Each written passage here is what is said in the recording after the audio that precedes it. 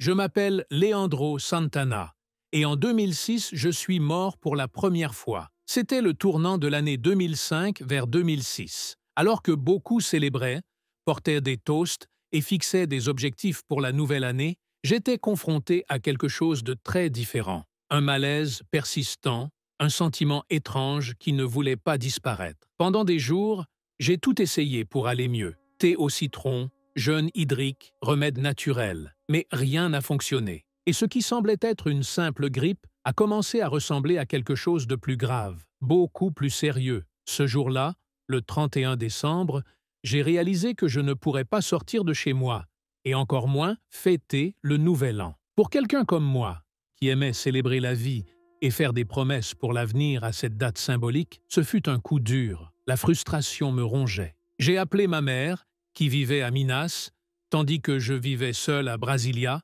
récemment diplômé et commençant mon premier emploi. Je lui ai demandé de m'aider, peut-être avec une ordonnance ou un conseil médical. Après tout, elle savait toujours quoi faire. Mais cette fois, elle m'a dit quelque chose qui allait tout changer. « Fils, va à l'hôpital. Ça pourrait être plus grave qu'il n'y paraît. » Même si j'étais réticent, j'ai suivi son conseil. Un ami m'a emmené aux urgences. J'ai expliqué au médecin que je pensais avoir la grippe. Forte fièvre, faiblesse, frissons. Mais j'ai aussi remarqué un étrange gonflement sur mon corps. Elle a fait un examen rapide et a dit qu'elle allait y regarder de plus près, mais qu'elle me donnerait probablement des médicaments et me renverrait chez moi. C'est à ce moment-là que tout a changé. Après quelques heures, elle est revenue. Je n'étais pas seul. Il y avait un groupe de 5 ou 6 médecins derrière elle, leurs expressions tendues. Et le plus étrange, elle tenait un téléphone. Il m'a tendu le téléphone en disant que c'était un appel urgent. Cela m'a glacé le sang. Je ne connaissais presque personne dans la ville.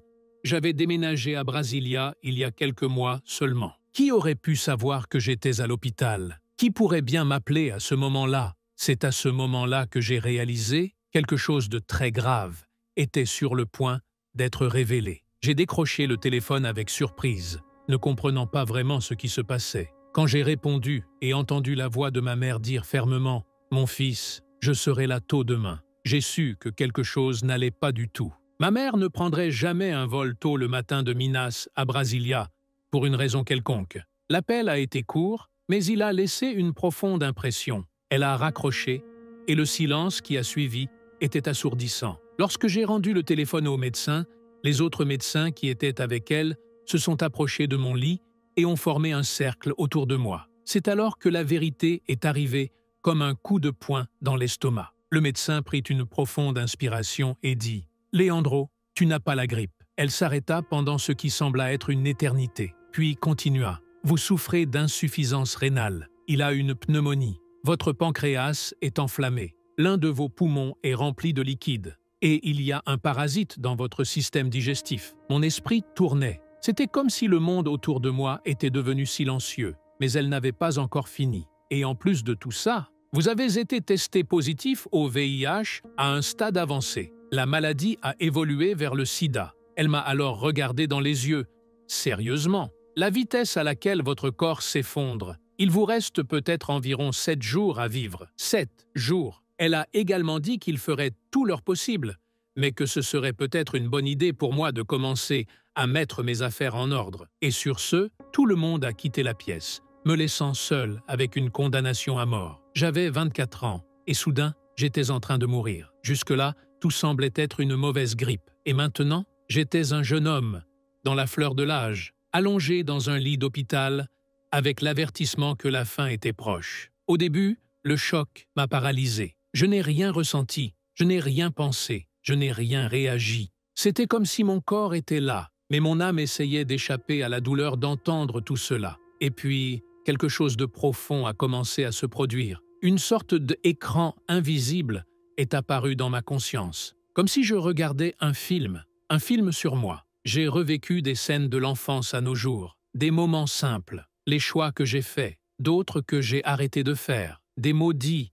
et des silences gardés, les gens que j'ai aimés et ceux que j'ai quittés. Alors que les images défilaient devant moi, 5 questions ont commencé à résonner dans mon âme. Étais-je heureux de la vie que je menais? Étais-je, à un moment donné, vraiment moi-même? Ou est-ce que j'ai vécu caché derrière des masques? Est-ce que je me sentais bien dans ma peau? Est-ce que je me suis vraiment accepté? Les gens que j'aime, savaient-ils à quel point ils étaient importants pour moi? Ou bien y avait-il des sentiments que je n'ai pas réussi à exprimer? Ai-je accompli le but pour lequel mon âme est venue dans ce monde? Ou bien suis-je parti vide, sans avoir laissé ma trace? À chaque question, un poids s'installait en moi. Le temps semblait suspendu, et tout ce que j'avais ignoré dans la précipitation de la vie quotidienne remontait à la surface comme une marée incontrôlable. Là, seul dans cette pièce blanche, toute ma vie m'a confronté. Alors que ces scènes de ma vie se déroulaient devant moi comme un film muet, les 5 questions continuaient de résonner dans mon âme comme un martèlement constant. Et c'est là, au milieu de ce tourbillon, qu'une vérité dévastatrice s'est imposée. La réponse à toutes les questions était non. Non, je n'étais pas heureux de la vie que j'avais menée. Je n'étais pas vraiment moi-même. Je ne m'acceptais pas vraiment. Non, les gens que j'aimais ne savaient pas à quel point je les aimais. Et non, je n'accomplissais pas le but de mon âme. Cette prise de conscience m'a paralysé bien plus que le diagnostic de la mort elle-même. Je n'avais pas peur de mourir. Honnêtement, pas du tout. Depuis l'âge de 19 ans, je suis dans un voyage spirituel intense. Je croyais profondément que nous sommes des âmes vivant une expérience humaine, et je savais que la mort n'était pas la fin, c'était juste une transition. Cela m'a donné une certaine paix. Je pensais que j'étais préparé. Mais je n'étais pas préparé à affronter une vie pas vécue. La vraie douleur n'était pas de mourir, c'était de réaliser que je n'avais pas vraiment vécu. À 24 ans, j'ai travaillé comme assistante sociale dans une ONG qui s'occupait des hommes atteints du VIH et du sida, en particulier des hommes noirs en situation de vulnérabilité. Une œuvre noble, sans aucun doute, mais ce n'est pas ce qui me faisait vibrer à l'intérieur. Je voulais chanter. J'ai déménagé à Brasilia avec ce rêve, donner une voix à mon âme à travers la musique. Mais cela faisait des mois que je n'avais pas chanté, même pas sous la douche. J'ai tout fait, englouti par la routine, par la culpabilité, par l'obligation d'être quelqu'un que la société accepterait. Et en plus, j'ai caché des parties importantes de moi-même. J'ai caché ma sexualité, j'ai caché mes dons intuitifs. Depuis que je suis petite, je ressens des choses que les autres ne ressentent pas. Je savais ce que les gens pensaient vraiment, même quand ils souriaient, je savais quand ils souffraient, même quand ils faisaient semblant d'aller bien. J'ai vu au-delà des mots, mais j'ai grandi dans une famille religieuse et conservatrice, où des dons comme celui-là étaient considérés comme étranges, dangereux, voire démoniaques. Alors j'ai tout fermé. J'ai grandi avec la peur de ne pas être accepté. J'ai développé l'habitude de me modeler pour plaire. J'ai ravalé mes opinions, fait taire mes émotions et souri même lorsque mon âme criait. À l'intérieur, je devenais un peu plus inefficace chaque jour. Je voulais être aimé et je l'ai payé avec mon authenticité. Et là, sur le lit de mort, vint la terreur la plus profonde. Pas la peur de la mort elle-même, mais la peur de mourir sans jamais avoir été moi. Au cours de cette plongée silencieuse dans mon âme, j'ai réalisé quelque chose qui m'a fait plus mal que n'importe quel diagnostic. Si je mourais à ce moment-là, les personnes les plus importantes de ma vie ne sauront jamais à quel point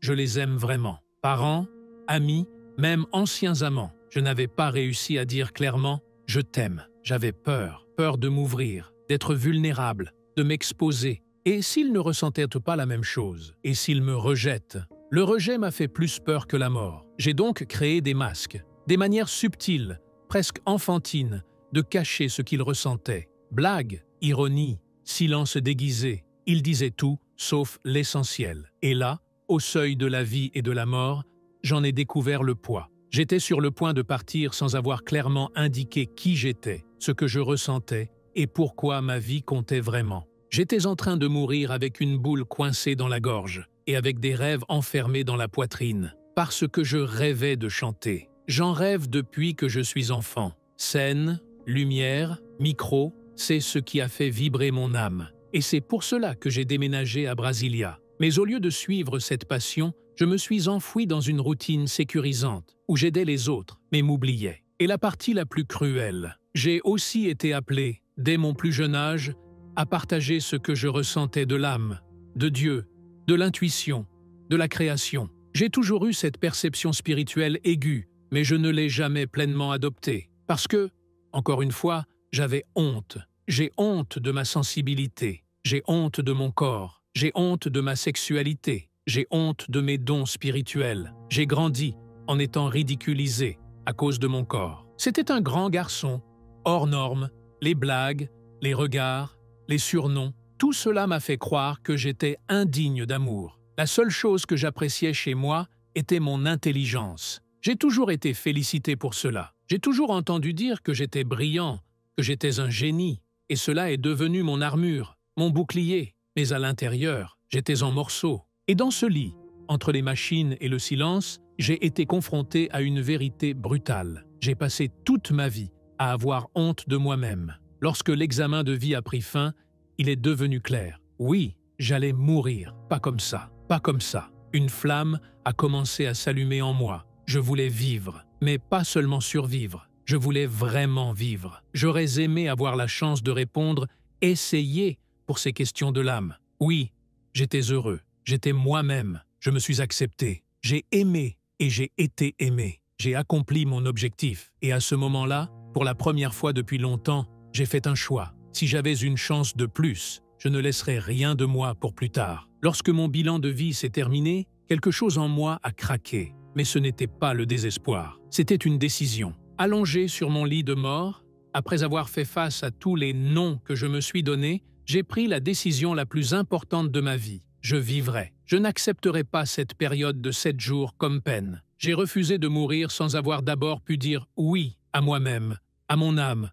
à mon but. Même sans aucune garantie, j'ai fait un choix intime, silencieux, profond. Et à partir de ce moment-là, j'ai mis à l'épreuve tout ce que je savais sur la spiritualité, la manifestation et la foi. Pendant des années, j'ai étudié le pouvoir de l'esprit, la loi de l'attraction et la façon dont nous créons notre réalité, avec nos pensées et nos sentiments. Mais jusque-là, je ne l'avais utilisé que pour de petites choses, comme gagner de l'argent pour aller au cinéma un vendredi sans le sou. Maintenant, c'était différent. C'était une question de vie ou de mort. Il était temps de créer un miracle. J'ai commencé à tenir un journal de gratitude et d'appréciation 3 fois par jour. J'ai visualisé mon corps sain, entier. J'ai demandé à l'assistante sociale de l'hôpital d'apporter un modèle tridimensionnel de rein, afin que je puisse imaginer le mien fonctionner parfaitement. Chaque jour, les yeux fermés, je voyais à l'intérieur de moi un système rénal fort et brillant.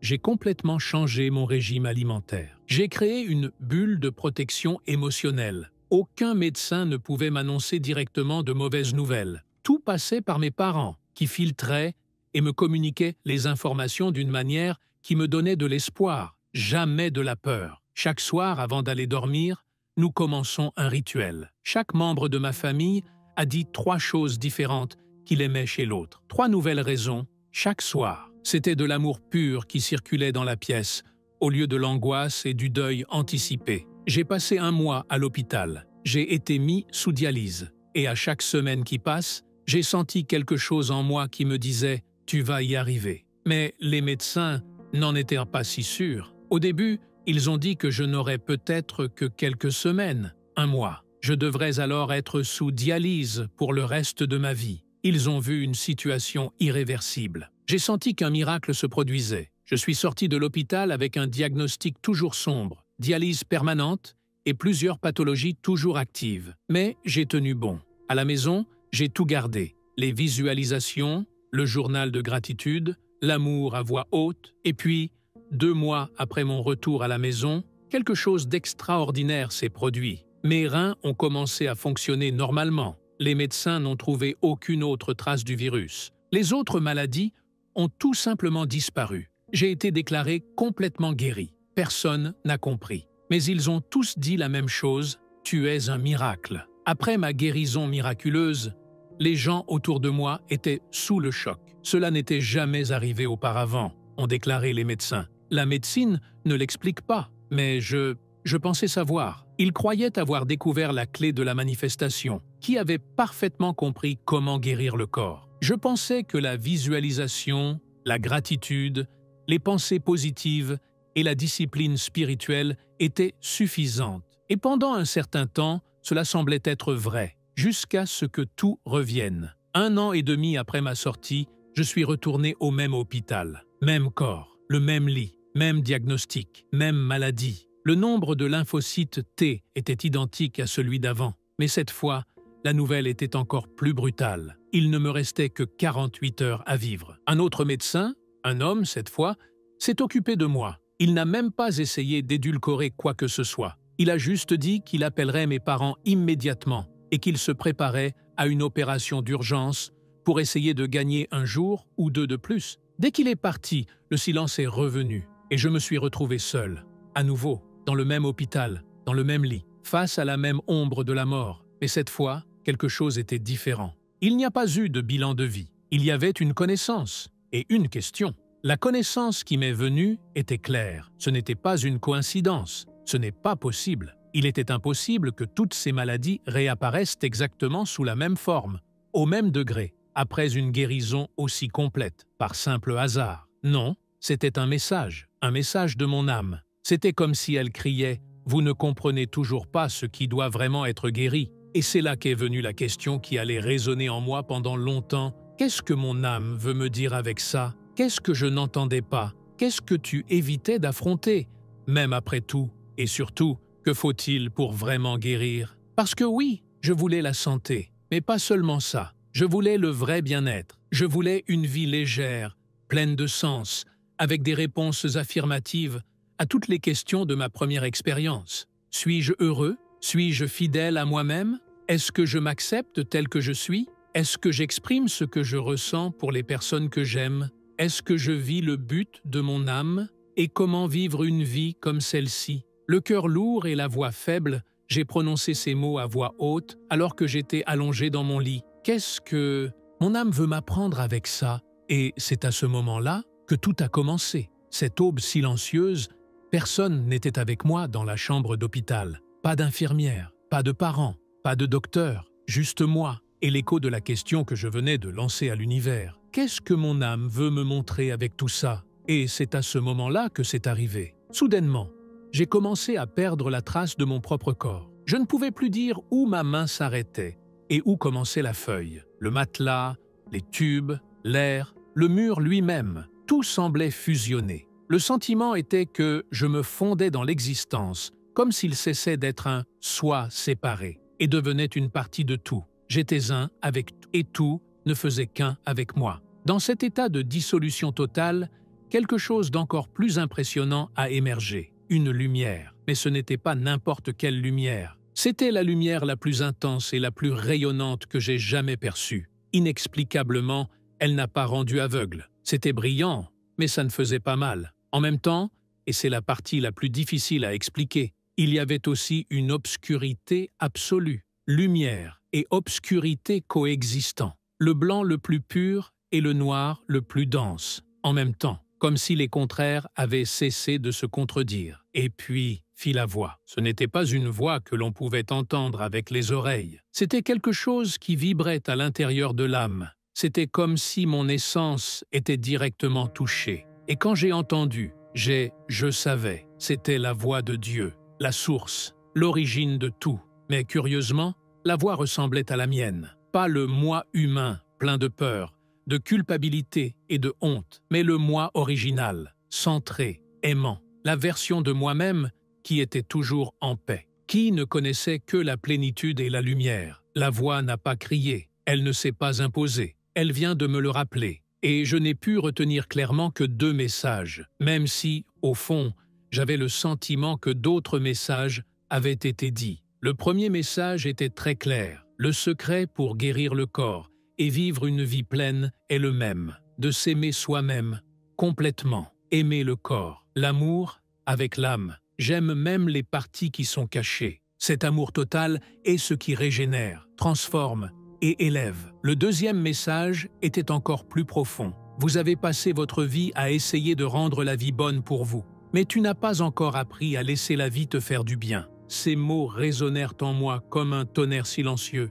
Oui, j'avais appris à me battre, à manipuler, à contrôler, essayer de forcer les choses à fonctionner. Mais je n'avais jamais appris à confiance. Confiant que la vie, dans son essence, veut être bon avec moi, avec nous tous, que le désir naturel de l'univers n'est pas de punir, mais de prendre soin. Mais pour que cela arrive, nous devons faire de la place. Et dans cet espace de pure lumière et de pureté, j'ai commencé à comprendre que la véritable guérison ne commence pas dans le corps. Elle commence dans l'âme qui se laisse aimer. Lorsque cette voix, la voix de la source, s'est tue, un calme tranquille s'est emparé de moi. Tout ce qui était autrefois une lumière intense et une obscurité profonde a commencé à se dissoudre. Lentement, je suis revenu. La sensation de fusion avec le tout a laissé place, petit à petit, à la conscience de mon corps. J'ai commencé à remarquer que mes doigts touchaient le drap. J'ai pu à nouveau distinguer ce qu'était mon corps et ce qu'était le monde qui m'entourait. Le bruit du sérum qui coule dans la veine, le bip des moniteurs cardiaques, la faible lumière de la chambre d'hôpital, tout me revenait, comme si je sortais d'un endroit d'où presque personne ne revient. Mais je savais, j'avais traversé. Et maintenant, il est revenu avec une mission. L'expérience que j'ai vécue était plus qu'une simple visite de l'autre côté. C'était une vocation, un véritable réveil, une invitation à vivre autrement, à vivre pleinement. Et à ce moment-là, quelque chose d'encore plus profond s'est produit. Ce n'était plus une voix. C'était un décharge interne, comme si quelque chose avait été installé en moi, une connaissance directe, impossible à nier, un téléchargé spirituel. Là, allongé dans mon lit, j'ai réalisé clairement ce que j'étais sur le point d'apprendre allait devenir le but de ma vie. La mission était claire, apprendre au monde à se guérir lui-même par l'amour de soi. Montrer aux gens comment créer une vie délicieuse, pleine et libre, par amour pour eux-mêmes. Et surtout, enseigner que la vie veut être bonne avec toi. Mais pour cela, il faut partir. Que la vie soit belle. Laissez-vous aimer. Et abandonne celui que tu prétendais être. Car à ce moment précis, une vérité m'a transpercé comme une épée de lumière. Si je continuais à être celui que j'ai toujours été, je mourrais. Pas physiquement, peut-être, mais à l'intérieur. L'âme meurt lentement lorsque nous persistons à vivre une vie qui n'est pas la nôtre. Là, dans cette chambre d'hôpital froide, j'ai été confronté au plus grand dilemme de mon existence. Continuer avec le vieux Léandro ou laisser-le mourir sur le champ pour que le vrai puisse naître. C'était comme la scène classique de Matrix, le choix entre deux pilules. On voudrait que tout reste comme avant. L'autre changerait tout, et j'ai choisi de changer. J'ai choisi de consacrer ma vie à ce voyage. J'ai choisi d'apprendre à aimer qui je suis. J'ai choisi de laisser l'amour être mon remède, ma boussole, ma révolution. Et même si mon cœur battait encore, cette nuit-là, un certain Léandro est mort et un autre est né. Dans ce lit, j'ai dit oui à une nouvelle vie, oui à une nouvelle identité, à un voyage dont, à l'époque, je n'avais aucune idée de la longueur et de la profondeur qu'il allait prendre, et je suis content de ne pas le savoir. Parce que s'il m'avait dit que le chemin pour vraiment comprendre ce que c'est amour de soi me demanderait années de déconstruction, de douleur et de renaissance, peut-être que j'aurais hésité, peut-être que je n'aurais pas pris cette pilule invisible qui, comme dans un film, m'offrait deux destins, continuer comme j'étais ou mourir pour pouvoir, en fait, vivre. La vérité que j'ai découverte au fil du temps est que s'aimer soi-même n'est pas un concept joli et léger. C'est un engagement farouche. S'aimer soi-même, c'est défaire tout ce qui a été imposé, à qui vous êtes censé être, et ayez le courage de vous reconstruire sur la base de la vérité de votre âme. Et cette âme porte une fréquence très élevée. J'ai réalisé que pour vivre en harmonie avec cela, je devais abandonner toute la programmation sociale que je portais. Il faudrait guérir de vieux traumatismes, brûler les croyances héritées, désinstaller des systèmes entiers en se basant sur la peur, la culpabilité et la honte. Et à sa place, planter les graines de mon vrai moi. C'est dans ce processus que, petit à petit, mes dons spirituels ont commencé à s'ouvrir. Mon intuition s'est accrue, ma sensibilité s'est élargie. Je suis devenu un intuitif énergétique, quelqu'un qui pouvait voir où l'énergie de l'âme circulait, où était bloquée dans le corps des gens. Je pouvais voir comment l'absence d'énergie de l'âme était directement liée à la maladie physique. Là où il y avait une répression émotionnelle, il y avait de la douleur. Là où il y avait de la honte, il y avait un blocage. Là où la personne niait son essence, le corps commençait à éteindre la luminosité de la vie. Et c'est dans ce miroir que je me suis vu. J'ai compris cela depuis des années. J'avais été un déserteur de ma propre âme. J'avais caché qui j'étais. J'avais avalé ma vérité. J'avais étouffé mes rêves et ça m'a tué à l'intérieur. C'est ce que ma première expérience de mort imminente essayait de me montrer depuis le début. La honte que je portais, le sentiment constant de ne pas être à la hauteur, la tentative de rentrer dans des moules qui n'étaient pas faits pour moi, tout cela a vidé mon énergie vitale. Au lieu de ressentir digne, je me sentais mal. Au lieu de vivre avec courage, je suis resté silencieux. Au lieu de suivre mes passions, j'ai suivi ce qui me semblait sûr. Mais l'âme ne se nourrit pas de sécurité. Elle mange vraiment. Elle mange exprès. Elle se nourrit de passion. Et je ne nourrissais pas mon âme. Je survivais juste. Et ce n'est pas vivre. C'est lorsque j'ai commencé à honorer mon vrai moi, jour après jour, que j'ai compris ce que mon âme avait toujours essayé de me dire. Nous tombons malades lorsque nous cessons d'être qui nous sommes. Au fil du temps, et avec mes dons spirituels désormais pleinement éveillés, j'ai commencé à voir cela non seulement en moi-même, mais chez chaque personne qui croisait mon chemin. Je suis devenu un intuitif énergétique, et plus tard, un médium. Je pouvais voir clairement comment l'énergie de l'âme circulait, ou ne circulait pas, dans le corps des gens. Et quand cette énergie s'est retirée, quand la personne s'est cachée, réprimée, s'est détestée, c'est là que la maladie est apparue. L'âme se rétrécit quand elle n'est pas vécue. Et ce rétrécissement est la racine de presque toutes les souffrances chroniques. J'ai parlé à de nombreuses âmes de l'autre côté. Ils ont partagé avec moi leurs regrets, leurs désirs inassouvis, les rêves qu'ils ont repoussés et auxquels ils ne sont jamais revenus. La plupart ont dit que s'ils pouvaient revenir en arrière, j'aimerais en avoir plus. Je ressentirais plus. Ce serait davantage celui qu'il était réellement. Et cet écho s'est répété dans chaque consultation que j'ai fournie. La leçon était claire. Il ne suffit pas de survivre. Il faut vivre avec l'âme allumée. C'est ainsi que j'ai finalement compris ce que « aime-toi, toi-même » signifie vraiment. Il ne s'agit pas de répéter des affirmations positives devant le miroir ou de s'acheter des cadeaux de temps en temps. Il s'agit de quelque chose de beaucoup plus profond. Nourrir l'âme. Honore ta vérité. Exprimez chaque jour ce qu'il y a de plus authentique en vous. Tout comme le corps a besoin de nourriture et d'eau, l'âme a besoin de vérité, de but et de liberté. Quand j'ai commencé à faire ça, ma vie s'est épanouie. La santé est revenue, la paix a été établie, la confiance est née. Et pour la première fois, j'ai arrêté de me cacher. Je suis sorti complètement. J'ai embrassé mes dons spirituels, j'ai assumé ma sexualité, j'ai repris ma vocation et j'ai arrêté de m'excuser d'exister. Aujourd'hui, je fais un travail qui correspond à 100% à qui je suis. J'aide les gens à redécouvrir l'énergie de l'âme en eux et je leur apprends à nourrir cette énergie avec amour, authenticité et courage. Et c'est pourquoi je peux dire avec une certitude totale, la maladie n'est pas venue pour me tuer, elle est venue me réveiller. Elle était l'enseignante la plus dure, mais aussi la plus sacrée. Je ne crois plus que les maladies soient des punitions, des échecs ou des ennemis. Ce sont des invitations. Invitations à rentrer chez soi, à l'intérieur de nous-mêmes. Aujourd'hui, la vie est belle pour moi, mais pas parce que je le contrôle, c'est parce que je me suis laissé aimer par elle. Et tout a commencé le jour où j'ai finalement décidé de m'aimer. Aujourd'hui, je vis légèrement. Je ne cache plus ma voix. Je m'exprime. Je dis ce que je pense, même si cela te déplaît. Je défends mes limites. Je dis non quand je veux dire non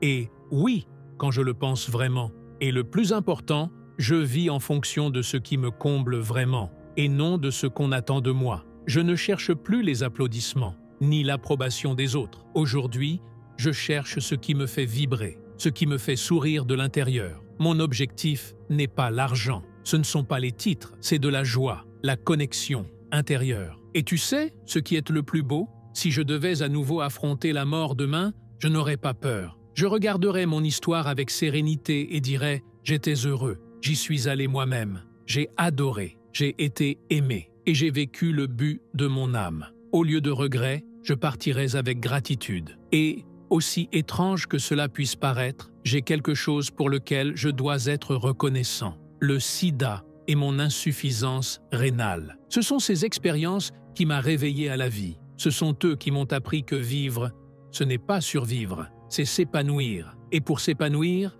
il faut s'aimer soi-même, en entier, tous les jours. Aujourd'hui, je consacre ma vie à aider les autres qui traversent des maladies chroniques ou des défis profonds. Je les aide à se reconnecter avec leur âme à guérir avec l'amour de soi et à créer des vies belles et pleines de sens. Parce que c'est pour ça que nous sommes là. Nous sommes ici pour nous souvenir de qui nous sommes et vivre avec un cœur brûlant. Merci de m'avoir écouté. Si vous cherchez également un remède, sachez, la clé n'est pas sortie. Elle a toujours été en toi.